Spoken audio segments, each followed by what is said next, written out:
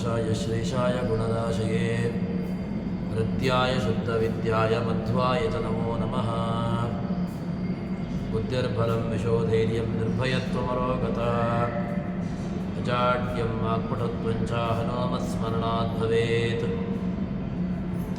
भवत्यदनुभावादेडमोपोऽपि वाग्मी जडमतिरपि जन्तुर्जायते प्राज्ञमौलिः। सकलवचनचेतो देवता भारती सा मम वचसि धत्तां सन्निधिं मानसे च। तपो विद्याविरक्त्यादिसद्गुणौघाकरानहं वादिराजगुरून् वन्दे हयग्रीवपदाश्रयान्।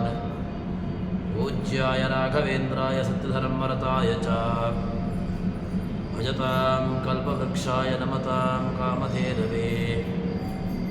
ब्रह्मचर्य हरिप्रीतिसुविद्यावादशालिनः इष्टदान् कष्टहर्तॄन्नः विद्यामान्यान् मुनीन् नुमः। श्रीगुरुभ्यो नमः। हरिः ओम्। ಭಗವಂತ ದೋಷದೂರ, ಅದೇ ರೀತಿಯಾಗಿ ಅನಂತ ಸೂರ್ಯಚಂದ್ರರಿಗಿಂತಲೂ ಕೂಡ ಅಷ್ಟು ಪ್ರಖರವಾದಂತಹ ತೇಜಸ್ಸುಳ್ಳವನು, ಅಂತಹ ಕಾಂತಿಯುಳ್ಳವನು. ಅಷ್ಟೇ ಅಲ್ಲದೆ ಇಡೀ ಜಗತ್ತಿಗೆ ಚೇತನಾಚೇತನಾತ್ಮಕವಾದಂತಹ ಜಗತ್ತು ಬ್ರಹ್ಮನಿಂದ ಆರಂಭಿಸಿಕೊಂಡು ಇಡೀ ಸಕಲ ಚೇತನ ಸಮುದಾಯಕ್ಕೆ ಭಗವಂತ ಮುಖ್ಯನಾಗಿರತಕ್ಕಂಥವನು ಎಂಬುದನ್ನು ಹೇಳಿ, ಅದಾದ ಮೇಲೆ ಭಗವಂತ ವಿಭಿನ್ನವಾದಂತಹ ಚೇತನರಲ್ಲಿ ಯಾವ ರೀತಿಯಾಗಿ ಇದ್ದಾನೆ, ಯಾವ ರೀತಿಯಾಗಿ ತನ್ನು ಇದ್ದಾನೆ ಎಂಬುದನ್ನು ಒಂದು ದೃಷ್ಟಾಂತ, ಆಕಾಶದ ದೃಷ್ಟಾಂತವನ್ನು ತಿಳಿಸುವ ಮೂಲಕವಾಗಿ ಹೇಳಿಕೊಡ್ತಾರೆ. ದಶವೇದಗಳಲ್ಲಿ ಆಕಾಶದೋಪಾದಿಯಲ್ಲಿ ಚೇತನ ರಾಶಿಗಳು ನೆಲೆಸಿಪ್ಪ ಅವ್ಯವಧಾನದಲ್ಲಿ ನಿರುತ ಶ್ರೀಸಹಿತ ಸರ್ವತ್ರದಿ ನಿರವಕಾಶ ಕೊಡುವಂದದಲ್ಲಿ ಕೊಡುತ್ತ ನಿರಾಶೆಯಲ್ಲಿ ಸರ್ವಾಂತರಾತ್ಮಕ ಶೋಭಿಸುವ ಸುಖದ. ಜಗನ್ನಾಥದಾಸರು ಭಗವಂತ ಇಡೀ ಚೇತನ ರಾಶಿಗಳಲ್ಲಿ ಯಾವ ರೀತಿಯಾಗಿದ್ದಾನೆ ಎಂಬುದಕ್ಕೆ ದೃಷ್ಟಾಂತವನ್ನು ಕೊಡ್ತಾರೆ ದಶಭೇದಗಳಲ್ಲಿ ಅಂತ. ಅಂದರೆ ಯಾವುದು ದಶಭೇದಗಳು ಅಂತ ಹೇಳಿದರೆ ಏನು ಅಂತ ಕೇಳಿದರೆ, ಅದನ್ನು ಬೇರೆ ಬೇರೆ ದೇಶ, ಅಂದರೆ ವಿಭಿನ್ನವಾದಂತಹ ದೇಶ, ವಿಭಿನ್ನವಾದದ್ರಲ್ಲಿ ಹೇಗಿದ್ದಾನೆ ಭಗವಂತ ಅಂತ ಕೇಳಿದರೆ, ಆಕಾಶದೋಪಾದಿಯಲ್ಲಿ ಆಕಾಶಕ್ಕೆ ಹೇಗೆ ಸರ್ವತ್ರ ವ್ಯಾಪ್ತವಾಗಿದೆಯೋ ಅದೇ ರೀತಿಯಾಗಿ ಭಗವಂತ ಆಕಾಶದಂತೆ ಸರ್ವತ್ರ ವ್ಯಾಪ್ತನಾಗಿದ್ದಾನೆ. ಚೇತನ ರಾಶಿಗಳಲ್ಲಿ ಲಕ್ಷ್ಮೀ ಸಮೇತನಾಗಿ ತಾನಿದ್ದಾನೆ. ಅದಕ್ಕೆ ದೃಷ್ಟಾಂತ ಕೊಟ್ಟದ್ದು ಆಕಾಶ. ಆಕಾಶದ ಯಾಕೆ ದೃಷ್ಟಾಂತವನ್ನು ಕೊಟ್ಟರು ಅಂತ ಕೇಳಿದರೆ, ಆಕಾಶ ಎಲ್ಲರಿಗೂ ಕೂಡ, ಎಲ್ಲದಕ್ಕೂ ಕೂಡ ಅದು ಅವಕಾಶವನ್ನು ಕೊಡ್ತದೆ. ಅದೇ ರೀತಿಯಾಗಿ ಆಕಾಶದಲ್ಲಿ ಇರುವುದಕ್ಕೆ ಯಾವುದೇ ರೀತಿಯಾಗಿರುವಂತಹ ಪ್ರತಿಫಲ ಬೇಕಾಗಿದ್ರೆ ಇಲ್ಲ, ಪ್ರತಿಫಲವನ್ನೂ ಕೂಡ ಅದು ಬಯಸೋದಿಲ್ಲ. ಅದೇ ರೀತಿಯಾಗಿ ಭಗವಂತನಲ್ಲಿ ಎಲ್ಲ ಜಗತ್ತುಗಳು ಕೂಡ ಅದು ನೆಲೆ ನಿಂತುಕೊಂಡುಂಟು. ಪ್ರತಿಫಲದ ಅಪೇಕ್ಷೆ ಅಲ್ಲಿ ಇಲ್ಲವೇ ಇಲ್ಲ. ಅದನ್ನು ತಿಳಿಸ್ತಾರೆ. ಈ ಪ್ರತಿಫಲದ ಅಪೇಕ್ಷೆಯನ್ನು ಬಯಸದೆ ದಶಭೇದಗಳಲ್ಲಿ ದಶಭೇದಗಳಲ್ಲಿ ವಿಭಿನ್ನವಾದಂತಹ ದೇಶಗಳಲ್ಲಿ ಭಗವಂತ ಇದ್ದಾನೆ. ಹೇಗೆ ಅಂತ ಕೇಳಿದರೆ, ಆಕಾಶದಂತೆ. ಆಕಾಶಕ್ಕೆ ಅವ್ಯವಹಿತ ತಡೆ ಇಲ್ಲ.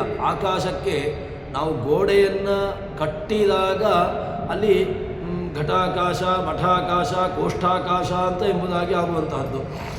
ಇಲ್ಲದಿದ್ದರೆ ವಾಸ್ತವಿಕವಾಗಿ ಆಕಾಶ ಸರ್ವತ್ರ ವ್ಯಾಪ್ತವಾದದ್ದು. ಅದೇ ರೀತಿಯಾಗಿ ಭಗವಂತನೂ ಕೂಡ ಇದೇ ಆಕಾಶದಂತೆ ಇದ್ದಾನೆ. ಆಕಾಶದೋಪಾದಿಯಲ್ಲಿ ಚೇತನ ರಾಶಿಗಳು ನೆಲೆಸಿಪ್ಪ. ಇಡೀ ಚೇತನ ರಾಶಿಗಳಲ್ಲಿ ಭಗವಂತ ನೆಲೆ ನಿಂತುಕೊಂಡಿದ್ದಾನೆ. ಅವ್ಯವಧಾನದಲ್ಲಿ ಅವನಿಗೆ ಅವ್ಯವಧಾನ ತಡೆ ಉಂಟಾ ಕೇಳಿದ್ರೆ ತಡೆ ಇಲ್ಲ, ಯಾವುದರಿಂದಲೂ ಕೂಡ ತಡೆ ಇಲ್ಲ ಅವನಿಗೆ.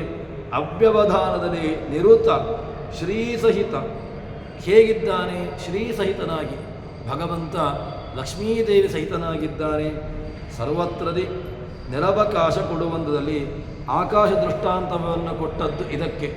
ಆಕಾಶ ಅದು ಎಲ್ಲದಕ್ಕೂ ಕೂಡ ಅವಕಾಶವನ್ನು ನೀಡುತ್ತದೆ. ಆಕಾಶ ಸ್ಪೇಸ್, ಅದರಲ್ಲಿ ಇದು ಸೇರಬಾರ್ದು ಇದು ಬರಬಾರ್ದು ಅಂತ ಇಲ್ಲ, ಎಲ್ಲದಕ್ಕೂ ಕೂಡ ಅವಕಾಶವನ್ನು ಕೊಡ್ತಾ, ಮತ್ತು ನಿರಾಶೆಯಲ್ಲಿ ಅದಕ್ಕೆ ಮತ್ತೆ ಪುನಃ ಪ್ರತಿಫಲದ ಅಪೇಕ್ಷೆ ಉಂಟಾ? ಇಲ್ಲ, ಪ್ರತಿಫಲದವನ್ನು ಬಯಸದೆ, ಯಾವುದೇ ರೀತಿಯಾಗಿರತಕ್ಕಂತಹ ಪ್ರತಿಫಲವನ್ನು ಬಯಸದೆ ಅದಿದೆ. ಸರ್ವಾಂತರಾತ್ಮಕ ಶೋಭಿಸುವ ಸುಖದ ಭಗವಂತ ಸುಖಂ ದದಾತಿ ಸುಖದ ಸುಘೋಷ ಸುಖದ ಸುಹೃತ್. ಭಗವಂತ ಅವನಿಗೆ ಹೆಸರೆಂತ ಅಂತ ಕೇಳಿದ್ರೆ ಸುಖದ, ಸುಖಂ ದದಾತಿ, ಎಲ್ಲರಿಗೂ ಕೂಡ ಅವನು ಸುಖವನ್ನು ನೀಡ್ತಾನೆ ಅಂತ. ಇಲ್ಲಿ ಭಾಗವತ ತಾತ್ಪರ್ಯ ನಿರ್ಣಯದ ಮಾತನ್ನು ನಾನು ನೋಡೋದು ಅಂತಾದರೆ, ವಸನಾದ್ವಸ್ತು ನಿತ್ಯ ಅಪ್ರತಿಹತಂ ಯತಃ ವಾಸನೇದಂ ಯತಸ್ತ ತನ್ನವತ್ಸತ್ ಬ್ರಹ್ಮಶಬ್ದತೆ. ಅವನನ್ನು ಬ್ರಹ್ಮಶಬ್ದದಿಂದ ಕರೀತಾರಂತೆ. ಯಾಕೆ ಅಂತ ಕೇಳಿದ್ರೆ ತಡೆ ಇಲ್ಲ ಅವನಿಗೆ, ಇನ್ನೊಂದರಿಂದ ತಡೆ ಇಲ್ಲ. ಭಗವಂತನಿಗೆ ತಡೆ ಯಾವುದರಿಂದ? ಭಗವಂತನನ್ನು ಮೀರಿ ನಿಂತವರು, ಭಗವಂತನಿಗೆ ತಡೆ ಕೊಡುವವರು ಯಾವುದೂ ಇಲ್ಲ, ಯಾರೂ ಇಲ್ಲ. ಆದ್ದರಿಂದ ಅವನನ್ನು ಏನು ಕರೀತಾರೆ ಅಂತ ಕೇಳಿದ್ರೆ ವಸನಾತ್ ವಸ್ತು ನಿತ್ಯ ಅಪ್ರತಿಹತಮ್ಯತಃ, ನಿತ್ಯನಾಗಿಯೂ ಇದ್ದಾನೆ, ಮತ್ತು ಅಪ್ರತಿಹತಮ್ಯತಃ, ಯಾವುದರಿಂದಲೂ ಕೂಡ ಅವನು ಪ್ರತಿಹತನಾಗಿಲ್ಲ, ತಡೆ ಇಲ್ಲ ಅವನಿಗೆ. ಆದ್ದರಿಂದ ಮತ್ತೆ ಅಂತರ್ಬಹಿಶ್ಚ ಸ್ಥಿರಜಂಗಮೇಶು ಬ್ರಹ್ಮಾತ್ಮಭಾವೇನ ಸಮನ್ವಯೇನ ವ್ಯಾಪ್ತ್ಯಾ ವಿವಚ್ಛೇದ ಸಂಗಮಾತ್ಮನೋ ಮುನಿರ್ನಭೋವದ್ವಿದಸ್ಯ ಭಾವಯೇತ್. ಭಗವಂತನನ್ನು ಭಾಗವತದ ಚಿಂತನೆಯಲ್ಲಿ ನೋಡುವುದಂತಾದರೆ ಅಂತರ್ಬಹಿಶ್ಚ, ಇಡೀ ಸರ್ವತ್ರದಲ್ಲಿಯೂ ಕೂಡ ವ್ಯಾಪ್ತನಾಗಿದ್ದಾನೆ. ಸ್ಥಿರ ಜಂಗಮೇಶು, ನಿತ್ಯವಾದಂತಹ ಪದಾರ್ಥಗಳು ಅನಿತ್ಯವಾದಂತಹ ಪದಾರ್ಥಗಳು ಎಲ್ಲದರಲ್ಲಿಯೂ ಕೂಡ ಇದ್ದಾನೆ. ಸಮನ್ವಯೇನ ವ್ಯಾಪ್ತ್ಯಾ ವಿವಚ್ಛೇದ, ಅವನಿಗೆ ಅವನ ವ್ಯಾಪ್ತಿಗೆ ಛೇದ ಉಂಟಾ, ಅದರಲ್ಲಿ ವಿಚ್ಛಿತ್ತಿ ಇದೆಯಾ ಅಂತ ಕೇಳಿದ್ರೆ ಇಲ್ಲವೇ ಇಲ್ಲ. ಭಗವಂತನ ವ್ಯಾಪ್ತಿಗೆ ಯಾವ ಕಾಲಕ್ಕೂ ಕೂಡ ವಿಚ್ಛಿತ್ತಿ ಎಂಬುದು ಇಲ್ಲ ಎಂಬುದಾಗಿ ಹೇಳ್ತಾರೆ. ಹೀಗೆ ಅವನನ್ನು ಚಿಂತನೆ ನಡೆಸಬೇಕು. ಎಲ್ಲೆಲ್ಲಿದ್ದಾನೆ ಎಂಬುದಕ್ಕೆ ಭಾಗವತ ಅದೇ ರೀತಿಯಾಗಿ ಬೇರೆ ಬೇರೆ ಪ್ರಮಾಣಗಳನ್ನು ನಾವು ನೋಡ್ಬೋದು.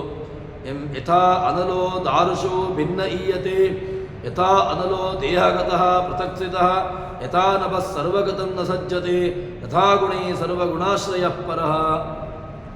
ಇಲ್ಲಿ ಅನಲಃ ದಾರುಷೋ ಭಿನ್ನ, ಕಟ್ಟಿಗೆಯಲ್ಲಿರತಕ್ಕಂತಹ ಬೆಂಕಿಯೂ ಉಂಟು ಅನ್ನೋ.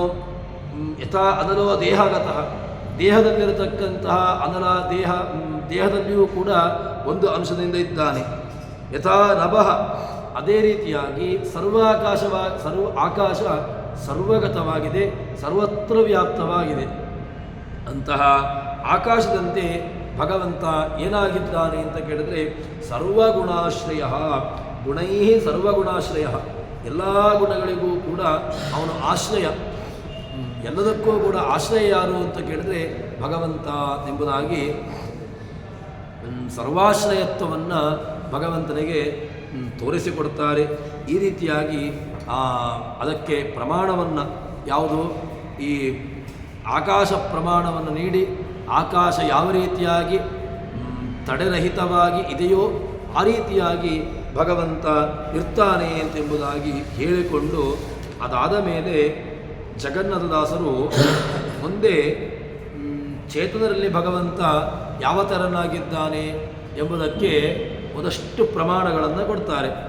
ಶ್ರೀವಿರಿಂಚಾದಿ ಅಮರಗುಣ ಸಂಸೇವಿತಾಂಗ್ರಿ ಸರೋಜ ಈ ಜಡ ಜೀವರಾಶಿಗಳು ಒಳ ಹೊರಗೆ ನೆಲೆಸಿದ್ದು ನಿತ್ಯದಲ್ಲಿ ಸಾವಕಾಶನು ಎನಿಸಿ ತನ್ನ ಕಳೇವರದೊಳಂಬಿಟ್ಟು ಸಲಹುವ ದೇವ ದೇವಕೀ ರಮಣ ದಾನವ ಹರಣ ಜಿತ ಮರಣ. ಜಗನ್ನಾಥದಾಸರು ಭಗವಂತನಿಗೆ ತುಂಬ ವಿಶೇಷಣಗಳನ್ನು ಕೊಡ್ತಾರೆ. ಹೇಗಿದ್ದಾನೆ ಭಗವಂತ, ಚೇತನ ರಾಶಿಗಳಲ್ಲಿ ಭಗವಂತನ ಸ್ವರೂಪ ಹೇಗಿದೆ, ಯಾವ ತೆರನಾಗಿದೆ ಅಂತ ಕೇಳಿದರೆ ಶ್ರೀ ವಿರಿಂಚಾದಿ ಅಮರಗಣ. ಅವನು ದೇವಕೀ ರಮಣ. ಯಾಕೆ? ದೇವಕಿಗೂ ಕೂಡ ಆನಂದವನ್ನು ಕೊಟ್ಟಿರತಕ್ಕಂಥವನು ದೇವತೆಗಳಿಂದಲೂ ಕೂಡ ವಂದ್ಯ ಸ್ತುತ್ಯ ನಾರಾಯಣಂ ಸುರಗಣೀಹಿ. ಅವನು ಸುರಗುರುಂ, ಸುರರಿಂದಲೂ ಕೂಡ ಸೇವ್ಯ, ಸುರರಿಂದಲೂ ಕೂಡ ಸ್ತುತ್ಯ ಅಂತವನು ಏನಾಗಿದ್ದಾನೆ? ಶ್ರೀ ವಿರಿಂಚಾದಿ ಅಮರಗಣ. ಲಕ್ಷ್ಮೀದೇವಿ, ಭೂದೇವಿ, ಬ್ರಹ್ಮಾದಿ ಎಲ್ಲ ದೇವತೆಗಳಿಂದ ಸ್ತುತ್ಯ. ಅಷ್ಟು ಮಾತ್ರವಲ್ಲದೆ ದೇವತೆಗಳಿಂದ ಸ್ತುತ್ಯ. ಶ್ರೀ ಅಂಘ್ರಿ ಸರೋಜ ಈ ಜಡ ಜೀವರಾಶಿಗಳೊಳಗೆ ಅವನು ಯಮಕ ಭಾರತದಲ್ಲಿ ಭಗವಂತನ ವ್ಯವಸ್ಥೆಯನ್ನು, ಅವನ ಮಹಿಮೆಯನ್ನು ಹೇಳುತ್ತಾರೆ.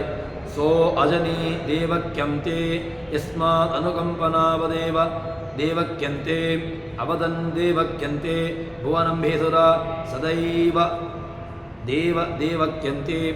ಅವನು ದೇವಕಿಗೆ ಆನಂದವನ್ನು ಕೊಟ್ಟು ವಸುದೇವ ದೇವಕಿಯರಲ್ಲಿ ಕೃಷ್ಣಾವತಾರದಲ್ಲಿ ತಾನು ಕೃಷ್ಣನಾಗಿ ಅವತಾರವನ್ನು ಮಾಡಿದ. ಅಲ್ಲಿ ವಸುದೇವ ದೇವಕಿಯರಿಗೆ ಯಾಕೆ ಹುಟ್ಟಿದ ಅಂತ ಕೇಳಿದರೆ ದೇವಕಿಗೆ ಆನಂದವನ್ನು ಕೊಡುವುದಕ್ಕೋಸ್ಕರವಾಗಿ ದೇವಕಿ ತುಂಬ ತಾನು ಸಾಧನೆಯನ್ನು ಮಾಡಿಕೊಂಡು ಭಗವಂತ ತನಗೆ ಬರಬೇಕು ಅಂತ ಹೇಳಿಕೊಂಡು ಅಷ್ಟು ಅವರು ಪ್ರಾರ್ಥನೆಯನ್ನು ಮಾಡಿದರು. ಅದಕ್ಕೋಸ್ಕರ ಭಗವಂತ ಏನು ಮಾಡಿದ ಅಂತ ಕೇಳಿದರೆ ಅಲ್ಲಿ ದೇವಕಿಯ ಗರ್ಭದಲ್ಲಿ ಭಗವಂತ ಅವತಾರವನ್ನು ಮಾಡಿದ.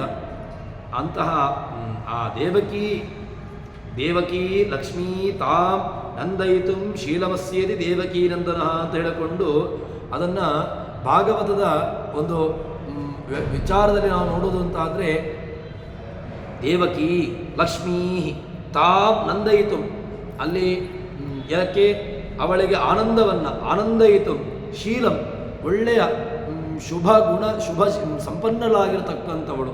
ಅಂತಹ ಗರ್ಭದಲ್ಲಿ ಭಗವಂತ ತಾನು ಅವತಾರವನ್ನು ಮಾಡಿದ ಎಂಬುದಾಗಿ ಅಲ್ಲಿ ಹೇಳ್ತಾರೆ.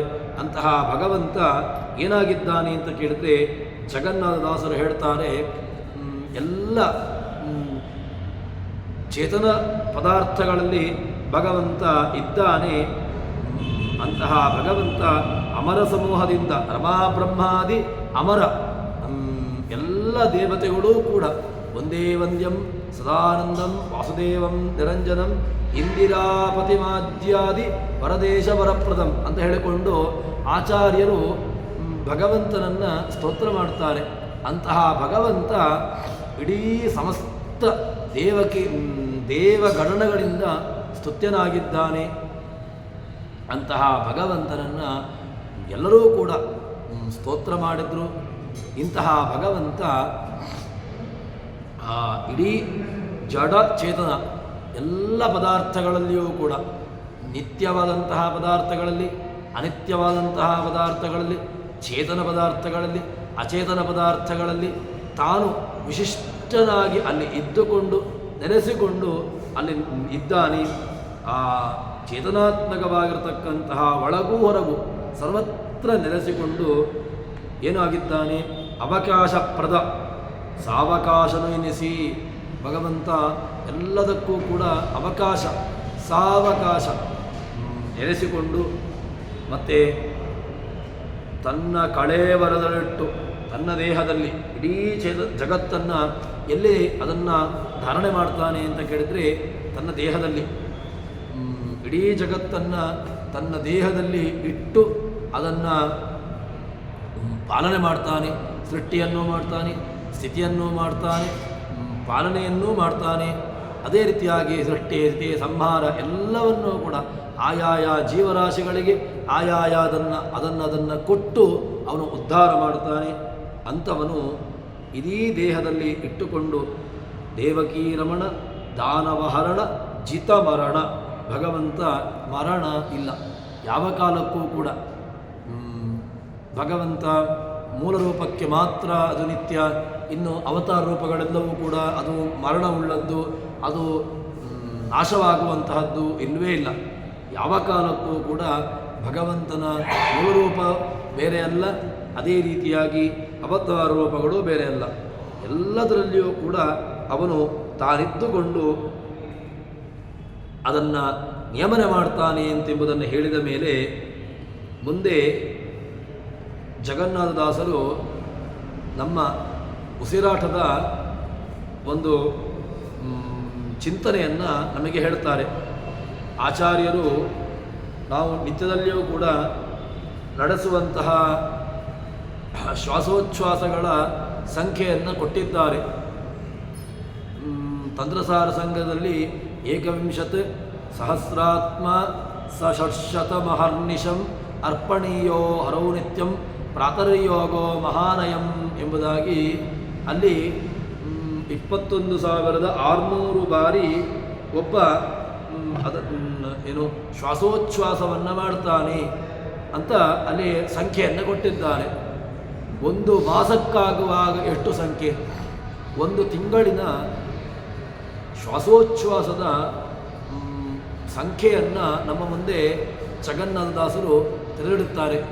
ಒಬ್ಬ ಜೀವರಾಶಿ ಒಂದು ತಿಂಗಳಿನಲ್ಲಿ ಎಷ್ಟು ಬಾರಿ ತಾನು ಶ್ವಾಸೋಚ್ಛ್ವಾಸವನ್ನು ಮಾಡ್ತಾನೆ ಎಂಬುದಾಗಿ ಅದರ ಸಂಖ್ಯೆಯನ್ನು ಹೇಳ್ತಾರೆ.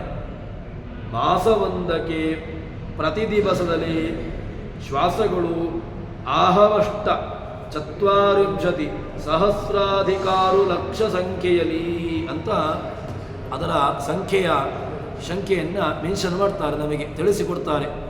ಎಷ್ಟು ಬಾರಿ ನಾವು ಶ್ವಾಸೋಚ್ಛ್ವಾಸವನ್ನು ಮಾಡ್ತೇವೆ ತಿಂಗಳಿಗೆ. ನಮ್ಮ ಶರೀರದಲ್ಲಿ ನಿತ್ಯದಲ್ಲಿಯೂ ಆಗುವಂತಹದ್ದು 21,600. 21 ಸಹಸ್ರಾತ್ಮ ಸ ಮಹರ್ನಿಶಂ ಅರ್ಪಣೀಯೋ ಹರೋ ನಿತ್ಯಂ ಅಂತ ಭಗವಂತನಿಗೆ ಶ್ವಾಸೋಚ್ಛ್ವಾಸವನ್ನು ಪ್ರಾಣದೇವರು ನಿತ್ಯದಲ್ಲಿಯೂ ಕೂಡ ಮಾಡ್ತಾರೆ. ಅದನ್ನು ಹಂಸನಾಮಕನಾಗಿರತಕ್ಕಂತಹ ಪರಮಾತ್ಮನಿಗೆ ಅದನ್ನು ಅರ್ಪಣೆ ಮಾಡ್ತಾರೆ.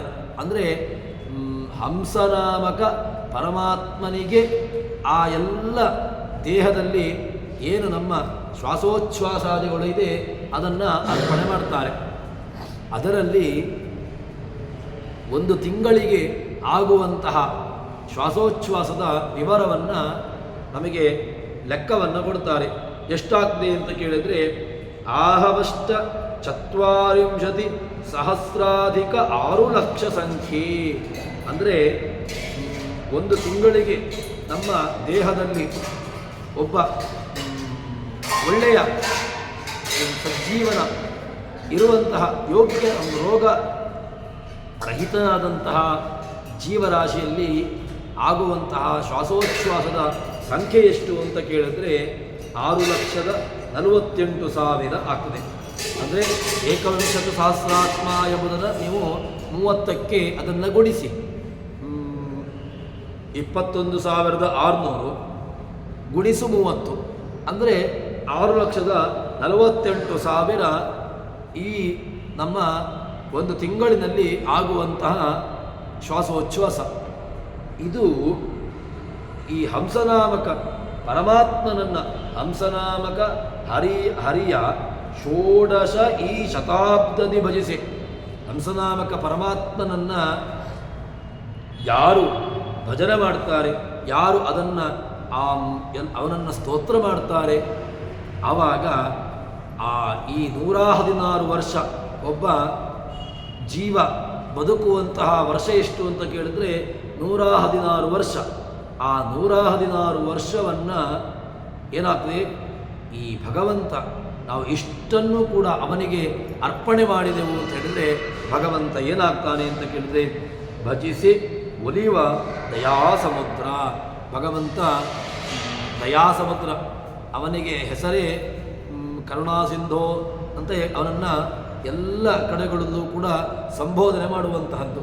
ಆದ್ದರಿಂದ ಅಂತಹ ಭಗವಂತ ಏನು ಕುಚೇಲನಿಗೆ ಒಲಿದಂತೆ ಒಲಿತಾನೆ ಅಂತ ದೃಷ್ಟಾಂತ ಕೊಡ್ತಾರೆ. ಹೇಗೆ ಕುಚೇಲನಲ್ಲಿ ಏನಿತ್ತು? ಅವನಲ್ಲಿ ಇದ್ದದ್ದು ಕೇವಲ ಭಕ್ತಿ. ಅಂತಹ ಕುಚೇಲನನ್ನು ಅನುಸರಿಸಿಕೊಂಡು ಹೇಗೆ ಭಗವಂತ ಅನುಗ್ರಹ ಮಾಡಿದ್ನೋ ಅದೇ ರೀತಿಯಾಗಿ ಅವನು ಅನುಗ್ರಹವನ್ನು ಮಾಡ್ತಾನೆ. ಈಗ ಇದನ್ನು ನಾವು ಹೇಗೆ ಇದನ್ನು ಲೆಕ್ಕ ಹಾಕುವುದು ಹೇಗೆ? ಅವರು ಒಂದು ಲೆಕ್ಕವನ್ನು ಕೊಟ್ಟರು ನಮಗೆ.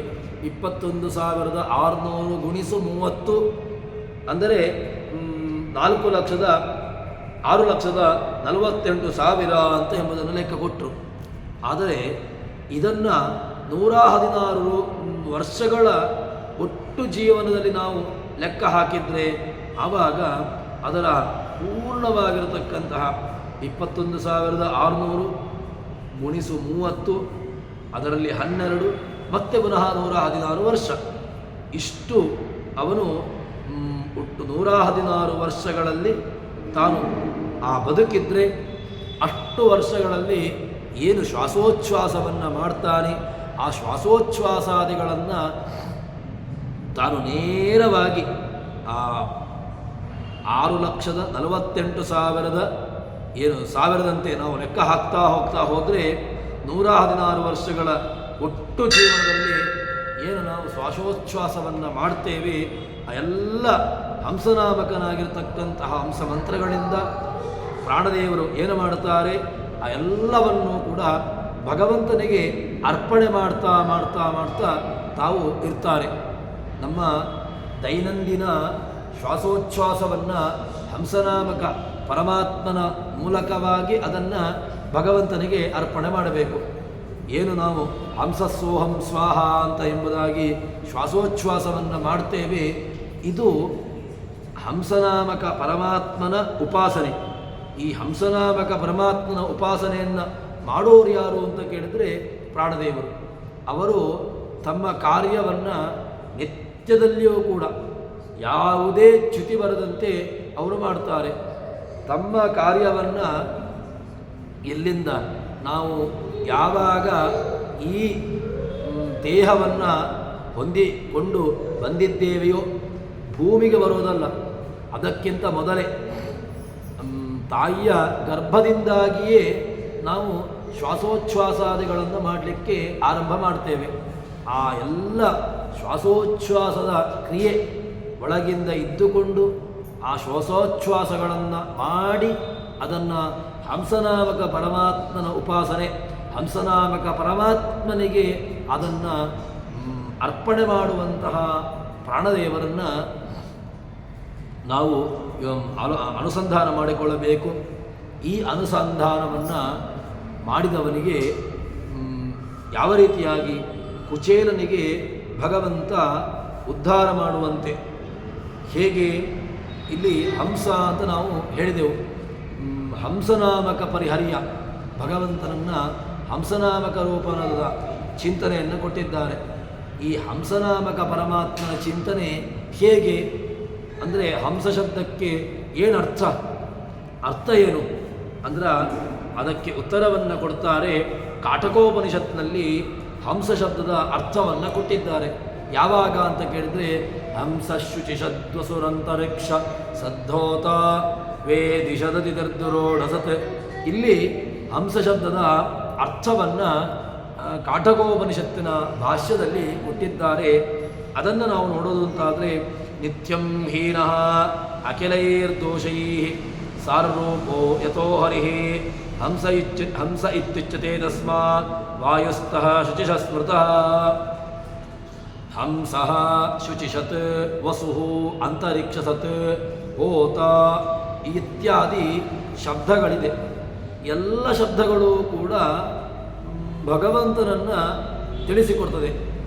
ಹೇಗೆ ನಿತ್ಯಂ ಹೀನಃ, ಭಗವಂತ ನಿತ್ಯ, ಅವನು ಎಲ್ಲ ಕಾಲದಲ್ಲಿಯೂ ಕೂಡ ಭೂತ ಭವಿಷ್ಯತ್ ವರ್ತಮಾನ ಎಲ್ಲ ಕಾಲದಲ್ಲಿಯೂ ಕೂಡ ಇದ್ದಾನೆ. ಆದ್ದರಿಂದ ನಿತ್ಯಂ ಹೀನಃ ಅಖಿಲೈ ದೋಷೈ, ಭಗವಂತ ಅಖಿಲೈ ದೋಷೈ ಹೀನ, ದೋಷಗಳು ಇಲ್ಲವೇ ಇಲ್ಲ. ಯಾವುದೇ ಕಾಲಕ್ಕೂ ಕೂಡ ಅವನಲ್ಲಿ ದೋಷದ ಶಂಕೆಯನ್ನು ಮಾಡಲಿಕ್ಕಿಲ್ಲ. ಭಗವಂತ ದೋಷದ ಒಂದು ಸಣ್ಣ ಸಂಪರ್ಕವೂ ಕೂಡ ಇಲ್ಲದಿರತಕ್ಕಂಥವನು. ಅಂತಹ ಭಗವಂತ ಅಖಿಲೈ ದೋಷೈ ಹೀನಃ, ಮತ್ತು ನಿತ್ಯಂ ಯಾವತ್ತೂ ಕೂಡ ಇರುವವನು, ಭೂತ ಭವಿಷ್ಯದ್ ವರ್ತಮಾನ ಎಲ್ಲ ಕಾಲದಲ್ಲೂ ಕೂಡ ಇರ್ತಾನೆ. ಅಷ್ಟು ಮಾತ್ರವಲ್ಲದೆ ಸಾರರೂಪ, ಭಗವಂತ ಸಾರ, ಎಲ್ಲದರಲ್ಲಿಯೂ ಸಾರ ಯಾರು ಕೇಳಿದರೆ ಭಗವಂತ. ಯಾವುದೇ ವಸ್ತುವಾಗಲಿ ಅದರಲ್ಲಿ ಸಾರನಾಗಿರತಕ್ಕಂಥವನು. ಕೃಷ್ಣ ಭಗವದ್ಗೀತೆಯಲ್ಲಿ ಹೇಳುವಾಗಲೇ ಹೇಳ್ತಾನಲ್ವ, ತಾನು ಇಂತಹ ವಿಭೂತಿ ರೂಪದಿಂದ ಅಲ್ಲಲ್ಲಿದ್ದೇನೆ ಅಂತ. ಅದೇ ರೀತಿಯಾಗಿ ಇಡೀ ಎಲ್ಲ ಪದಾರ್ಥಗಳ ಸಾರಭಾಗ, ಆ ಪೂರ್ತಿ ಎಸೆನ್ಸ್ ಯಾರು ಕೇಳಿದರೆ ಅದು ಭಗವಂತ. ಅಂತಹ ಭಗವಂತನನ್ನು ಏನು ಕರೀತಾರೆ? ಯಥೋ ಹರಿಹಿ ಹಂಸ ಇತ್ಯುಚ್ಯತೆ, ಅವನನ್ನು ಹಂಸ ಅಂತ ಕರೀತಾರೆ. ಆದ್ದರಿಂದ ಹಂಸನಾಮಕ ಪರಮಾತ್ಮನ ಚಿಂತನೆ ಹೇಗೆ ಮಾಡಬೇಕು, ಏನು ಅಂತ ಮಾಡಬೇಕು ಅಂತ ಕೇಳಿದ್ರೆ ಇದೆ. ನಿತ್ಯಂ ಭೇನಃ ಅಖಿಲೈ ದೋಷೈ ಸಾರರೂಪ ಹರಿ, ಭಗವಂತ ಯಾವತ್ತೂ ಕೂಡ ಒಂದೇ ರೀತಿಯಾಗಿರುವವನು. ಅಖಿಲೈ, ಯಾವುದೇ ದೋಷಗಳ ಸಂಪರ್ಕ ಇಲ್ಲದೇ ಇರುವವನು. ಮತ್ತು ಸಾರ, ಇಡೀ ಜಗತ್ತಿನಲ್ಲಿರತಕ್ಕಂತಹ ಪದಾರ್ಥಗಳಲ್ಲಿ ಎಸೆನ್ಸ್ ಯಾರು, ಇಡೀ ಜಗತ್ತಿಗೆ ಸಾರ ಯಾರು ಕೇಳಿದರೆ ಅದು ಅವನು. ಆದ್ದರಿಂದ ಅವನನ್ನು ಏನು ಕರೀತಾರೆ? ಹಂಸ ಅಂತ ಕರೀತಾರೆ. ಇನ್ನು ವಾಯುಸ್ಥಃ, ವಾಯೋ ತಿಷ್ಠತಿ, ವಾಯೌ ತಿಷ್ಠತಿ, ಭಗವಂತ ವಾಯೌ ಶುಚಿ, ಇಡೀ ಜಗತ್ತನ್ನು ಶುಚಿ ಮಾಡುವವನು. ಗಾಳಿ ಅಂದರೆ ವಾಯುಸ್ಥಃ ಶುಚಿಷತ್ ಸ್ಮೃತಃ, ಭಗವಂತ ವಾಯುವಿನಲ್ಲಿದ್ದಾನೆ, ಆದ್ದರಿಂದ ಅವನನ್ನು ಶುಚಿಷತ್ ಅಂತ ಕರೀತಾರೆ.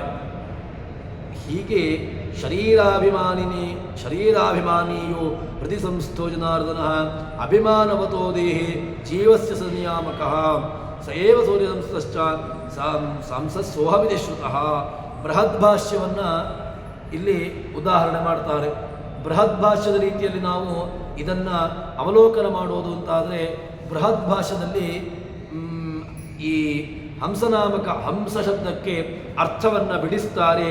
ಶರೀರ ಅನಭಿಮಾನಿ, ಶರೀರದ ಅಭಿಮಾನಿ ಅಲ್ಲ. ಭಗವಂತನಿಗೆ ಶರೀರದ ಅಭಿಮಾನ ಇಲ್ಲ. ನಮಗೆ ಈ ಶರೀರದ ಅಭಿಮಾನ ಇದೆ. ನನ್ನದು, ನನ್ನ ಹೆಂಡತಿ, ನನ್ನ ಮಗ, ನನ್ನದು, ನನ್ನ ಮನೆ, ಈ ರೀತಿಯಾಗಿರತಕ್ಕಂತಹ ಅಭಿಮಾನಗಳು. ಈ ಅಭಿಮಾನ ನಮ್ಮಲ್ಲಿರುವಂತಹದ್ದು. ಆದರೆ ವಾಸ್ತವಿಕವಾಗಿ ಈ ಶರೀರ ಯಾರ್ದು ಕೇಳಿದ್ರೆ ಅದು ಅವನದ್ದು. ಭಗವಂತ ಈ ಶರೀರವನ್ನು ಕೊಟ್ಟಿದ್ದಾನಷ್ಟೇ. ಇದರಲ್ಲಿ ನಾವು ಬಾಡಿಗೆದಾರರಾಗಿದ್ದೇವೆ. ಈ ಶರೀರದಲ್ಲಿ ಏನು ನಮಗೆ ಸಿಗ್ತದೋ ಅದೆಲ್ಲವೂ ಕೂಡ ಅವನು ಕೊಟ್ಟದ್ದು, ಅವನಿಂದ ದತ್ತವಾದದ್ದು. ಆದ್ದರಿಂದ ಶರೀರದ ಅಭಿಮಾನಿ ಅವನಲ್ಲ. ಶರೀರದಲ್ಲಿ ಯಾವ ಕಾಲಕ್ಕೂ ಕೂಡ ಅವನಿಗೆ ಅಭಿಮಾನ ಇಲ್ಲ. ನಮಗಾದರೂ ಕೂಡ ಅಭಿಮಾನ ಇದೆ. ನನ್ನ ದೇಹ ಕಪ್ಪಾಯಿತು, ನನ್ನ ದೇಹ ಇದರಲ್ಲಿ ಸುಕ್ಕಾಗಿದೆ, ನನ್ನ ದೇಹಕ್ಕೆ ಅಲಂಕಾರವನ್ನು ಮಾಡಿಕೊಳ್ಳಬೇಕು, ನನ್ನ ದೇಹ ಹೊರಗೆ ಚೆನ್ನಾಗಿ ಕಾಣಬೇಕು ಎಂಬಂತಹ ದೃಷ್ಟಿಯಿಂದಾಗಿ ಇದಕ್ಕೆ ನಾವು ಏನೆಲ್ಲ ಸಾಧನಗಳನ್ನು, ಅಲಂಕಾರಕವನ್ನು ಅದು ಹಚ್ಚಿಕೊಂಡು ಬಿಡ್ತೇವೆ. ಆದರೆ ಈ ಅಲಂಕಾರ ಭಗವಂತನಿಗೆ ಬೇಕಾ? ಭಗವಂತನಿಗೆ ಬೇಡ. ಯಾಕೆ? ಅವನು ಶರೀರದ ಅನಭಿಮಾನಿ. ಶರೀರದ ಮೇಲೆ ಅಭಿಮಾನ ಇಲ್ಲವೇ ಇಲ್ಲ. ಯಾವ ಕಾಲಕ್ಕೂ ಕೂಡ ಶರೀರದ ಕಿಂಚಿತ್ತು ಅಭಿಮಾನವೂ ಕೂಡ ಅವನಿಗಿಲ್ಲ.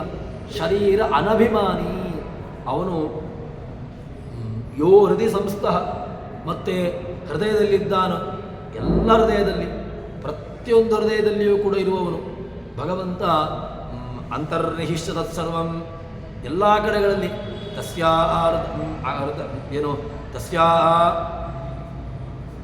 ಶಿಖಾಯ ಮಧ್ಯೆ ಪರಮಾ ಆತ್ಮ ವ್ಯವಸ್ಥಃ ಹೃದಯ ಶಿಖ, ಹೃದಯದ ತುತ್ತ ತುದಿಯಲ್ಲಿ ಅವನಿದ್ದಾನೆ. ಆದ್ದರಿಂದ ಇದು ಭಗವಂತನನ್ನು ನಾವು ಚಿಂತನೆ ಮಾಡಬೇಕಾದ್ದು. ಯೋ ಹೃದಯ ಸಂಸ್ಥಃ ಜನಾನ್ ಅರ್ಧಯತಿ ಜನಾರ್ದನ. ಭಗವಂತ ಜನಾರ್ದನ. ಯಾಕೆ ಜನಾರ್ದನ? ಅವನು ಜನಾನ್ ಅರ್ಧಯತಿ, ನಮ್ಮನ್ನು ತುಂಡರಿಸ್ತಾನೆ, ನಮ್ಮನ್ನು ಸೀಳು ಮಾಡ್ತಾನೆ, ನಮ್ಮನ್ನು ತುಂಡು ಮಾಡ್ತಾನೆ. ಎಲ್ಲಿಂದ ತುಂಡು ಮಾಡ್ತಾನೆ ಕೇಳಿದರೆ ಈ ಸಂಸಾರದಿಂದಾಗಿ ತುಂಡು ಮಾಡ್ತಾನೆ. ಸಂಸಾರದಿಂದಾಗಿ ನಮ್ಮನ್ನು ಬಿಡುಗಡೆಗೊಳಿಸಿ ನಮ್ಮನ್ನು ಮುಂದಿನ ಕಡೆಗೆ ಮೋಕ್ಷದ ಕಡೆಗೆ ಹೋಗುವಂತೆ ಮಾಡ್ತಾನೆ. ಆದ್ದರಿಂದ ಅವನ ಜನಾರ್ದನ. ಮತ್ತು ಅಭಿಮಾನಿವತೋ ದೇಹೇ, ಅವನಿಗೆ ಅಭಿಮಾನ ಇಲ್ಲ ಅಂತಾಯಿತು. ಸರಿ, ಅಭಿಮಾನವತಃ ಹಾಗಿದ್ರೆ ಅಭಿಮಾನ ಉಳ್ಳವರು ಯಾರು? ಅದರಲ್ಲಿ ಈ ಮನೆಗೆ ಒಬ್ಬರು ಅಭಿಮಾನ ಉಳ್ಳವರು ಬೇಕಲ್ವ. ನನ್ನ ಮನೆ ಅಂತಾದ ಮೇಲೆ ನನಗೆ ಮನೆ ಬೇಕು.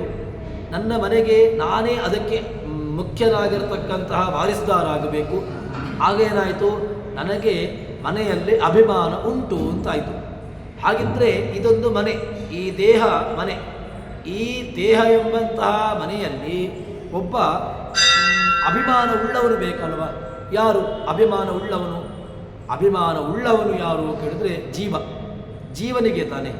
ವಾಸ್ತವಿಕವಾಗಿ ಜೀವನಿಗೆ ಅಂಟು ಇಲ್ಲ, ಲೇಪ ಇಲ್ಲ ಅವನಿಗೆ. ಆದರೂ ಕೂಡ ನನ್ನ ಮನೆ, ನನ್ನ ಹೆಂಡತಿ, ನನ್ನ ಮನೆ, ನನ್ನ ಮಕ್ಕಳು ನನ್ನದು ಅಂತ ಹೇಳಿಕೊಂಡು ಹಾರಾಡ್ತಾ ಇರ್ತಾನೆ. ಅದಕ್ಕೋಸ್ಕರ ಈ ಅಭಿಮಾನವತೋ ದೇಹ, ಈ ಅಭಿಮಾನವುಳ್ಳಂತಹ ದೇಹದಲ್ಲಿರತಕ್ಕಂತಹ ಜೀವನಿಗೆ ನಿಯಾಮಕ. ನಾವು ಜೀವನನ್ನು ನಿಯಮನೆ ಮಾಡುವಂತಹದ್ದು ಸಾಧ್ಯವೇ ಇಲ್ಲ. ಹೇಗೆ? ನಾವು ನಮ್ಮ ಮಕ್ಕಳನ್ನೋ ನಾವು ಕೇಳಲಿಕ್ಕೆ ಸಾಧ್ಯ ಇಲ್ಲ. ಇನ್ನು ಜೀವನ ನಿಯಾಮಕವನ್ನು ನಮ್ಮದೇ ಹೊಟ್ಟೆಯಲ್ಲಿ ನಮ್ಮಿಂದಾಗಿಯೇ ಬಂದಿರತಕ್ಕಂಥವನು, ಅವನು ನಮ್ಮ ಮಾತನ್ನೇ ಕೇಳೋದಿಲ್ಲ. ಹಾಗಿದ್ದರೆ ಜೀವ ನಿಯಾಮಕ ಯಾರು? ಜೀವನನ್ನು ಪೂರ್ಣವಾಗಿ ಕಂಟ್ರೋಲ್ ಮಾಡುವವನು ಯಾರು ಕೇಳಿದ್ರೆ ಅದು ಭಗವಂತ. ಅಂತಹ ದೇಹದಲ್ಲಿ ಅಭಿಮಾನವುಳ್ಳಂತಹ ಜೀವನಿಗೂ ಕೂಡ ಸುಪ್ರೀಂ, ಜೀವನನ್ನೂ ಕೂಡ ನಿಯಮನೆ ಮಾಡುವನು, ಜೀವನನ್ನೂ ಕೂಡ ತನ್ನ ಕಂಟ್ರೋಲ್ ಇಟ್ಟುಕೊಳ್ಳುವನು ಅದು ಭಗವಂತ. ಅಂತಹ ಭಗವಂತ ಏನಾಗಿದ್ದಾನೆ? ಸೇವ ಸೂರ್ಯ ಸಂಸ್ಥಶ್ಚ. ಅವನು ಎಲ್ಲಿದ್ದಾನೆ ಕೇಳಿದರೆ ಸೂರ್ಯೇ ತಿಷ್ಠತಿ. ಸೂರ್ಯನಲ್ಲಿ ಸೂರ್ಯನಿಗೆ ಪ್ರಕಾಶವನ್ನು ಕೊಡ್ತಾನೆ. ಎಲ್ಲಿಗೆ? ಜಗದ್ಭಾಸಯತೆ ಕಿಲಂ ಯಚ್ಚಂದ್ರಮಸಿ ಯಚ್ಚಾಗ್ನೋ ತತ್ತೇಜೋ ವಿದ್ಯಮಾಮಕಂ ಗಾಮ ವಿಶ್ವಜ ಭೂತಾನಿ ಧಾರಯಾಮ್ಯಹಮೋಜಸ. ಕೃಷ್ಣ ಹೇಳುವಂತಹ ಮಾತು. ಯಚ್ಚಂದ್ರಮಸಿ ಯಚ್ಚ ಅಗ್ನೋ ತತ್ತೇಜೋ ವಿದ್ಯಮಾಮಕಂ. ತತ್ ತೇಜ ವರ್ತತೆ. ಏನು ತೇಜಸ್ಸಿದೆಯೋ ಅದು ನನ್ನದು, ಹೊರತು ಸೂರ್ಯದಲ್ಲಿರುವಂತಹ ತೇಜಸ್ಸು ಸೂರ್ಯನದ್ದಲ್ಲ, ಚಂದ್ರದಲ್ಲಿರತಕ್ಕಂತಹ ತೇಜಸ್ಸು ಚಂದ್ರನದ್ದಲ್ಲ, ಅಗ್ನಿಯಲ್ಲಿರುವಂತಹ ತೇಜಸ್ಸು ಅಗ್ನಿಯದ್ದಲ್ಲ. ಎಲ್ಲಿ ಹೊಳಿತಾ ಉಂಟೋ ಹೊಳೆಯುವಿಕೆ ಎಂಬುದು ನನ್ನದು. ಹೊಳೆಯುವಂತೆ ಮಾಡುವವನು ನಾನು. ಯಾಕೆ? ಜಗತ್ತಿನಲ್ಲಿ ಹೊಳೆಯುವಂತಹ ಪದಾರ್ಥಗಳಿಗೆ ಹೊಳೆಯುವಿಕೆ ಎಂಬಂತಹ ಧರ್ಮವನ್ನು ಕೊಟ್ಟು ಅದನ್ನು ಪ್ರಕಾಶಗೊಳಿಸುವಂತೆ ಮಾಡುವವನು ನಾನು. ಆದ್ದರಿಂದ ಏನಾಗಿದ್ದೇನೆ ನಾನು? ಸಯೇವ ಸೂರ್ಯ ಸಂಸ್ಥಶ್ಚ. ನಾನು ಸೂರ್ಯದಲ್ಲಿದ್ದುಕೊಂಡು ಜಗತ್ತಿಗೆ ಬೆಳಕನ್ನು ಕೊಡ್ತೇನೆ. ನಾನು ಜ್ಯೋತಿ, ನಾನೇ ಜ್ಯೋತಿ ಅಂತ ಹೇಳ್ತಾನೆ. ಸೂರ್ಯನಲ್ಲಿರತಕ್ಕಂತಹ ಬೆಳಕು ಏನು? ಅದು ನಾನು ಜ್ಯೋತಿ. ಸೋ ಅಹಮಿತಿ ಶ್ರುತಃ ಸಯೇವ ಹಂಸಃ, ಹಂಸ. ಆದ್ದರಿಂದ ಅದು ನಾನು. ಮತ್ತೆ ಇನ್ನೂ ನೋಡುವುದಂತಾದರೆ ಹಂಸ ಶಬ್ದಕ್ಕೆ ಇನ್ನೂ ಅರ್ಥವನ್ನು ಹೇಳ್ತಾರೆ ಬೃಹತ್ ಭಾಷ್ಯದಲ್ಲಿ. ಹಂತೃತ್ವಾತ್ ಹಂಸನಾಭಾಸೋ ಸೋ ಅಹಂ ಅಸೌ ಅಹೇಯತಃ. ಭಗವಂತ ಸಹ ಅಹಂ ಸ ಹಂಸ. ಭಗವಂತ ಹಂಸ ಅಲ್ಲಿ ಪದವನ್ನು ವಿಭಾಗ ಮಾಡಿ. ಹೇಗೆ ವಿಭಾಗ ಮಾಡುವುದು? ಹಂತೃತ್ವಾತ್ ಹಂಸನಾಭಾಸೋ. ಭಗವಂತ ಏನು ಮಾಡ್ತಾನೆ? ಹಂತಿ, ಜಗತ್ತನ್ನು ಹಂತಿ, ಜಗತ್ತನ್ನು ಕೊಲ್ತಾನೆ. ಜಗತ್ತನ್ನು ಕೊಲ್ತಾನೆ ಅಂತ ಹೇಳಿದ್ರೆ ಜಗತ್ತನ್ನು ನಾಶ ಮಾಡ್ತಾನೆ. ಇಡೀ ಜಗತ್ತು ಸೃಷ್ಟಿಸ್ಥಿತ್ಯಪ್ಯೇಹ ಏತದೃಶತಮೋ ಬಂಧ ಮೋಕ್ಷಾಚ್ಚ ಯಸ್ಮಾತ್ ಅಸ್ಯ ಶ್ರೇ ಅಂತ ಅಲ್ಲಿ ಭಾಗವತ ಹೇಳ್ತದೆ. ಅಷ್ಟು ಮಾತ್ರವಲ್ಲದೆ ಭಾಗವತವು ಕೂಡ ಇದೇ ಮಾತನ್ನು ಹೇಳ್ತದೆ, ಜನ್ಮಾದ್ಯಸ್ಯತಃ ಅನ್ವಯಾತ್ ಅಂತ. ಇದೆಲ್ಲವೂ ಕೂಡ ಇಡೀ ಜಗತ್ತಿಗೆ ಯಾರಿಂದ ಸೃಷ್ಟಿ ಸ್ಥಿತಿ ಇತ್ಯಾದಿಗಳು ಆಕೃತವೆಯೋ ಅದು ನಾನಪ್ಪ. ಮಾಡೋದು ಯಾರು ಕೇಳಿದ್ರೆ ನಾನು. ಯಾಕೆ? ಜಗತ್ತು ನೀನು ಹೇಳಿದಾಗೆ ಕೇಳಲಿಕ್ಕೆ ನಾನಿಟ್ಟದ್ದಲ್ಲ. ನಾನಿಡುವುದು ಅಂತ ಆದರೆ ನಾನು ಮಾಡಿದ್ದು ಅಂತ ಹೇಳ್ಬೋದಿತ್ತು. ನಾನು ಮಾಡುವಂತಹದ್ದು ಏನೂ ಇಲ್ಲವೇ ಇಲ್ಲ. ಇಲ್ಲದಿದ್ದರೆ ನಾನು ಅಂತ ಹಾರುವುದಕ್ಕೆ ಅದು ವ್ಯರ್ಥ ಅಂತ ಆಗಿಬಿಡ್ತದೆ. ಅದಕ್ಕೋಸ್ಕರ ಹಂತೃತ್ವಾತ್, ಹಂತಿ ಇಡೀ ಜಗತ್ತನ್ನು ಬೇರು ಮಾಡ್ತಾನೆ, ಜಗತ್ತನ್ನು ನಾಶ ಮಾಡ್ತಾನೆ. ಆದ್ದರಿಂದ ಅವನಿಗೆ ಏನು ಹೆಸರು ಅಂತ ಕೇಳಿದ್ರೆ ಹಂತೃತ್ವಾತ್ ಹಂಸ, ಅವನು ಕೊಲ್ತಾನೆ, ಆದ್ದರಿಂದಾಗಿ ಅವನು ಹಂಸ. ಮತ್ತೆ ಸ್ವ ಅಹಂ ಅಹೇಯತ್ವಾತ್, ನಾನು ಯಾರನ್ನ ಬಿಟ್ಟು ಇರಲಿಕ್ಕಾಗೋದಿಲ್ವೋ ಅದು ಅಹಂ. ನಾನು ಹೇಳ್ತೇನೆ, ನನ್ನ ಹೆಂಡತಿಯನ್ನು ಬಿಟ್ಟಿರಲಿಕ್ಕಾಗೋದಿಲ್ಲ, ನನ್ನ ಮಕ್ಕಳನ್ನು ಬಿಟ್ಟಿರಲಿಕ್ಕಾಗೋದಿಲ್ಲ, ನನ್ನ ಅಪ್ಪನನ್ನು ಬಿಟ್ಟಿರಲಿಕ್ಕಾಗೋದಿಲ್ಲ, ನನ್ನ ಅಮ್ಮನನ್ನು ಬಿಟ್ಟಿರಲಿಕ್ಕಾಗೋದಿಲ್ಲ. ವಾಸ್ತವಿಕವಾಗಿ ಯಾರನ್ನೂ ಬಿಟ್ಟಿರಲಿಕ್ಕಾಗೋದಿಲ್ಲ. ಮುಖ್ಯವಾಗಿ ಯಾರನ್ನು ಬಿಟ್ಟಿರಲಿಕ್ಕಾಗೋದಿಲ್ಲ ಅಂತ ಕೇಳಿದ್ರೆ ಭಗವಂತನನ್ನು ಬಿಟ್ಟು ನಾವಿರಲಿಕ್ಕಾಗೋದಿಲ್ಲ. ನಮ್ಮನ್ನು ಭಗವಂತ ಬಿಟ್ಟು ಹೋದ ಅಂತ ಹೇಳಿದ್ರೆ ಯಾರಿಗಿದ್ದಾರೆ? ಯಾವ ಹೆಂಡತಿಯೂ ಇಲ್ಲ, ಯಾವ ಮಕ್ಕಳು ಇಲ್ಲ, ಯಾವ ತಂದೆಯೂ ಇಲ್ಲ, ಯಾವ ತಾಯಿಯೂ ಇಲ್ಲ. ಆದ್ದರಿಂದ ಭಗವಂತ ಇಡೀ ನಾವು ಅಹಂ, ಭಗವಂತ ಅಹಂ. ಯಾಕೆ ಅಹಂ? ನಾನು ಅವನನ್ನು ಬಿಟ್ಟಿರಲಿಕ್ಕಾಗೋದಿಲ್ಲವಾದ್ದರಿಂದಾಗಿ ಅವನ ಅಹಂ. ನಾನು ದೇವರನ್ನು ಬಿಟ್ಟಿರ್ತೇನೆ, ಇಲ್ಲ ನಾನು ದೇವರನ್ನು ಇವತ್ತು ಬಿಟ್ಟಿರ್ತೇನೆ, ನನಗೆ ದೇವರು ಬೇಕಾಗಿಲ್ಲ ಅಂತ ನಾವು ಹೇಳಿದರೆ ಸಾಧ್ಯವೇ ಇಲ್ಲ. ಯಾಕೆ ಅಂತ ಕೇಳಿದ್ರೆ ಭಗವಂತನನ್ನು ಅವನು ಅಹಂ. ಅಹಂ ಶಬ್ದವಾಚ್ಯ ಮುಖ್ಯ ಯಾರು ಅಂತ ಕೇಳಿದ್ರೆ ಅದು ಅಹಂ. ಅದನ್ನು ಜಗನ್ನಾಥದಾಸರು ನಮ್ಮ ಮುಂದೆ ಹರಿಕಥಾಮೃತಸಾರದ ಪದ್ಯದಲ್ಲಿ ನೆರೆದಿಡ್ತಾ ಇದ್ದಾರೆ. ಮಾಸವಂದಕೆ ಹಂಸನಾಮಕ ಹರಿಯ ಷೋಡಶ ಈ ಶತಾಬ್ದಿ ಭಜಿಸಿ ಉಲಿವ ದಯಾ ಸಮುದ್ರ. ಭಗವಂತ ಹಂಸನಾಮಕನಾದಂತಹ ಪರಮಾತ್ಮನನ್ನು ಯಾರು ಭಜನೆ ಮಾಡ್ತಾರೆ, ಯಾರು ಸ್ತೋತ್ರ ಮಾಡ್ತಾರೆ, ಯಾರು ಅವನನ್ನು ಉಪಾಸನೆ ಮಾಡ್ತಾರೆ ಅಂಥವರಿಗೆ ಭಗವಂತ ಏನು ಮಾಡ್ತಾನೆ? ಅವರನ್ನು ಉದ್ಧಾರ ಮಾಡ್ತಾನೆ, ಅವರನ್ನು ತನ್ನವರು ಅಂತ ಹೇಳಿಕೊಂಡು ಸ್ವೀಕಾರ ಮಾಡ್ತಾನೆ ಎಂಬುದಾಗಿ ಹೇಳ್ತಾರೆ.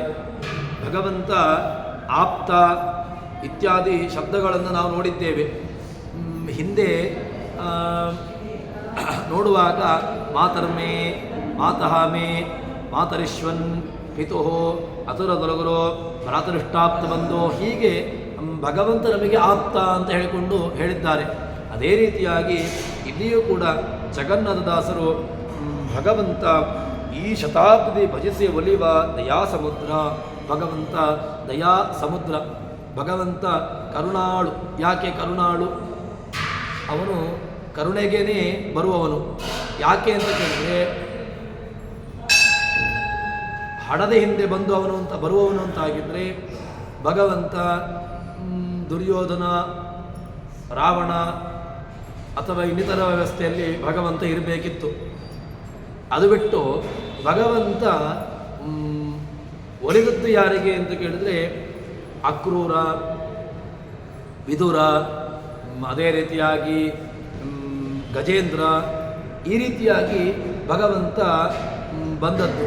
ಅದಕ್ಕೋಸ್ಕರ ಭಗವಂತನನ್ನು ಉಪನಿಷತ್ತುಗಳಾಗಲಿ ಅಥವಾ ಎಲ್ಲ ದಾಸರುಗಳು ಭಗವಂತನನ್ನು ಕರೆಯುವಾಗ, ಭಗವಂತನ ಉಪಾಸನೆಯನ್ನು ಮಾಡುವಾಗ ಅವರು ಹೇಳೋದು ಏನು ಕೇಳಿದ್ರೆ ಭಗವಂತ ದಯಾ. ಭಗವಂತನಿಗೆ ಏನಿದೆ ಕೇಳಿದ್ರೆ ಕೇವಲ ದಯ. ಕರುಣಾಪೂರ್ಣ ವರಪ್ರದ ಚರಿತಂ ಅಂತ ಹೇಳಿಕೊಂಡು ಹೇಳ್ತೇವಲ್ವ, ಹೇ ಕರುಣಾಪೂರ್ಣ. ಕರುಣಾಪೂರ್ಣ ಭಗವಂತನಿಗೆ ಕರುಣೆ ಎಂಬುದು ಎಷ್ಟಿದೆ ಕೇಳಿದ್ರೆ ಪೂರ್ಣವಾಗಿದೆ. ಅವನು ಎಲ್ಲದರಲ್ಲಿಯೂ ಕೂಡ ಪೂರ್ಣ. ಭಗವಂತನಿಗೆ ಯಾವುದೋ ಒಂದಷ್ಟು ಗುಣಗಳು ಪೂರ್ಣವಾಗಿದೆ, ಉಳಿದದ್ದು ಅಪೂರ್ಣ ಇಲ್ಲವೇ ಇಲ್ಲ. ಅಪೂರ್ಣರು ನಾವು, ಮತ್ತು ಪೂರ್ಣ ಯಾರು ಕೇಳಿದ್ರೆ ಪೂರ್ಣ ಅದು ಅವನೊಬ್ಬರೇ. ಉಳಿದದ್ದು ನಾವೊಬ್ಬರೇ ನಾವು ಅಪೂರ್ಣರು. ನಮಗೂ ಅವನಿಗೂ ಇರುವ ವ್ಯತ್ಯಾಸ ಏನು ಕೇಳಿದರೆ ನಾವು ಅಪೂರ್ಣರು, ಅವನು ಪೂರ್ಣ. ಭಗವಂತನೇ ಪೂರ್ಣ. ಆದರೆ ನಾವು ಹಾರಾಡ್ತೇವೆ, ನನಗೇ ಎಲ್ಲವೂ ಕೂಡ ಅಂತ ಹೇಳಿಕೊಂಡು. ಅದಕ್ಕೋಸ್ಕರ ಇದನ್ನು ನಾವು ಚಿಂತನೆ ನಡೆಸಬೇಕು. ಈ ತೆರನಾಗಿ ದೇವತಾ ಉಪಾಸನೆ, ದೇವತಾ ಚಿಂತನೆ ನಮ್ಮಲ್ಲಿ ನಡೆಯಬೇಕು. ಇದನ್ನು ನಡೆಸಿದಾಗ ಏನು ಮಾಡ್ತಾನೆ ಕೇಳಿದ್ರೆ, ಕುಚೇಲನಿಗೆ ಒಲಿತ ಅಂದದಲ್ಲಿ ದಿನದಿ ನಮಗೊಲಿತಾನೆ ಭಗವಂತ. ಕುಚೇಲನಿಗೆ ಒಲಿದ. ಯಾಕೆ ಒಲಿದ ಅಂತ ಕೇಳಿದ್ರೆ, ಕುಚೇಲನಲ್ಲಿ ಹಣ ಇತ್ತ ಕೇಳಿದ್ರೆ ಇಲ್ಲ. ಭಗವಂತನಲ್ಲಿ ಅವನಿಗೆ ಇದ್ದದ್ದು ಏನು ಕೇಳಿದ್ರೆ, ಅವನಲ್ಲಿ ಇದ್ದದ್ದು ಕೇವಲ ತನ್ನ ಚಿಂತನೆ, ಭಗವಂತನ ಸ್ಮರಣೆ ಅದಷ್ಟು ಮಾತ್ರ ಇತ್ತು. ಅದಕ್ಕೋಸ್ಕರ ಅದನ್ನು ತಾನು ನಿತ್ಯದಲ್ಲಿಯೂ ಕೂಡ ಯಾವುದನ್ನೂ ಕೂಡ ಬಿಡದೆ, ನಮಗೆ ಆಚಾರ್ಯರು ಕೂಡ ಇದನ್ನು ಹೇಳ್ತಾರೆ. ಸದಾಚಾರ ಸ್ಮೃತಿಯಲ್ಲಿ ನಾವು ನಿತ್ಯದಲ್ಲಿಯೂ ಕೂಡ ಮಾಡಲೇಬೇಕಾಗಿರತಕ್ಕಂತಹ ಒಂದಷ್ಟು ಚಿಂತನೆಗಳನ್ನು ಹೇಳುವಾಗ, ಸ್ಮೃತ್ವಾ ವಿಷ್ಣು ಸಮುತ್ಥಾಯ ಅಂತ ಹೇಳಿಕೊಂಡು ನಾವು ಯಾರ ಚಿಂತನೆಯಲ್ಲಿ ಹೇಳಬೇಕು, ಯಾರ ಸ್ಮರಣೆಯಲ್ಲಿ ನಾವು ಇರಬೇಕು ಅಂತ ಕೇಳಿದಾಗ, ಸ್ಮರೇತ ಬಹುಶೋ ಹರಿಂ ಅಂತರಾಲೇ ತೋ ಬುದ್ಧ್ವಾ ಸ್ಮರೇತ ಬಹುಶೋ ಹರಿಂ ಅಂತ ಆಚಾರ್ಯ ಹೇಳುವಂತಹ ಮಾತು. ಅಂತರಾಲೇ ತೋ ಬುದ್ಧ್ವ, ನಿನಗೆ ಮಧ್ಯದಲ್ಲಿ ಎಚ್ಚರವಾಯಿತು ಅಂತಾದರೂ ಕೂಡ ಆವಾಗಲೂ ಕೂಡ ನೀನು ಸ್ಮರಣೆ ಮಾಡಬೇಕಾದವನು ಯಾರು ಕೇಳಿದ್ರೆ ಅದವನು.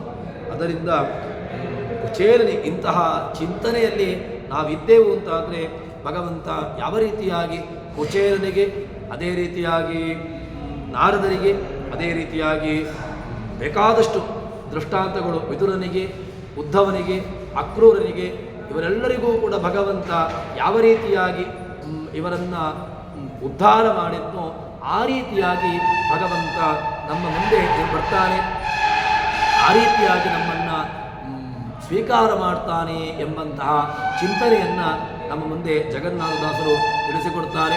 ಈ ರೀತಿಯಾಗಿರ್ತಕ್ಕಂತಹ ಚಿಂತನೆ ನಮ್ಮಿಂದ ನಡೆಯಲಿ, ಆ ರೀತಿಯಾಗಿರ್ತಕ್ಕಂತಹ ಜೀವನ ನಮ್ಮದಾಗಲಿ ಎಂಬಂತಹ ಚಿಂತನೆಯಿಂದ ಹರಿಪ್ರಿಯತಾ ಶ್ರೀಕೃಷ್ಣಾರ್ಪಿತಮಸ್ತು. ಸರ್ವಗುಣ ಸಂಪೂರ್ಣ ಸರ್ವದೋಷ ವಿವರ್ಜಿತ ಪ್ರಿಯತಾ ಪ್ರೀತ ಏವಾಲಂ ವಿಷ್ಣುರ್ಮೇ ಪರಮಸ್ವರತ್. ಶ್ರೀಕೃಷ್ಣಾರ್ಪಿತಮಸ್ತು.